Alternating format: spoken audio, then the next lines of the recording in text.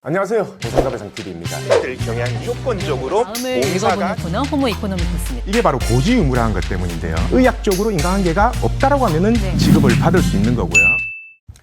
안녕하세요. 유튜브 보상 넘버원 채널이죠. 보상가배상TV입니다. 오늘은요, 이제 공탁인데요. 이런 경우가 있습니다. 가해자는 예를 들어서 상대방 피해자가 20주 진단이 나왔어요. 그래서 자기는 3천만 원이 적당하다라고 생각해서 제시를 했는데 피해자는 3천만 원이 싫은 겁니다. 5천만 원 달라라고 한 거예요. 그러면은 가해자 입장에서는 내가 아예 안 한다는 건 아니고 3천만 원 주겠다. 근데 금액이 안 맞는 거잖아요. 그러면 가해자 입장에서는 공탁을 걸 수 있습니다. 이 공탁을 걸면 뭐냐면 판사한테 나는 합의를 하려고 최선을 다했다. 이걸 증명하기 위한 거거든요. 그래서 이 공탁 금액을 법원 공탁수에 공탁을 하게 되면 판사는요, 합의를 한 걸로 볼 수도 있습니다. 그리고 만약에 피해자가 이 공탁금을 찾아갔다라고 하면은 합의를 한 걸로 간주하는 거죠. 근데 여기서 문제가 뭐냐? 피해자가 만약에 공탁금을 찾아가잖아요. 그러면 이게 민사소송이든 보험사하고 합의든 이 공탁금은 100% 공제됩니다. 그럼 피해자 입장에서는 공탁금을 걸어서 공탁을 걸어서 공탁금을 찾아간다 라고 하면은 그건 의미가 없는 거잖아요. 어차피 보험사에서 받을 합의금이나 판결금에서 이게 전부 다 공제된다고 하면, 그래서 그러면 이때는 피해자는 어떤 절차를 할 수 있냐? 공탁금 회수 동의서를 법원에 제출하면 됩니다. 뭐냐? 나는 이 공탁금에 대해서 받을 의사가 없다. 그렇기 때문에 이 공탁 건 사람이 다시 찾아가라. 이런 의사를 표시하는 거거든요. 근데 이때 조심해야 될 게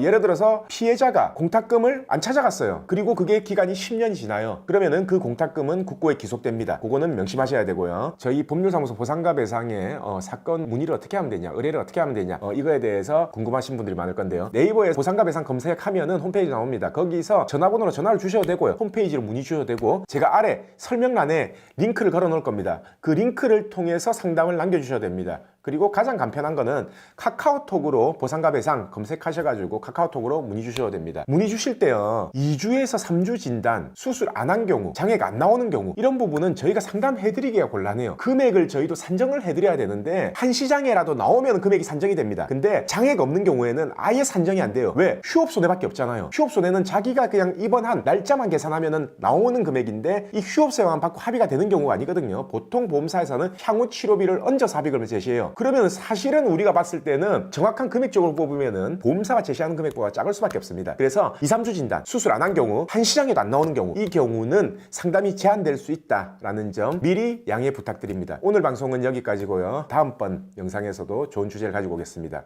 저희 보상가배상 로펌은요, 전화, 카카오톡, 폰메일 상담, 카페 상담 등으로 상담받을 수 있습니다. 저희는 서울과 부산에 사무실이 있고요. 전국 번호는 1544-3102로 문의 주셔도 되고, 카카오톡에서 보상가배상을 검색하셔서 카톡으로 문의 주셔도 됩니다. 그리고 이 영상 댓글란을 보시면 메일로 신청하는 링크를 클릭하셔서 자세하게 작성해 주셔도 저희가 전화를 드리고 있습니다. 단, 이게 후유장애가 남지 않는 2, 3주 진단 같은 경우에는요, 유선 상담을 하지 않고 있는 점 양해 부탁드리겠습니다.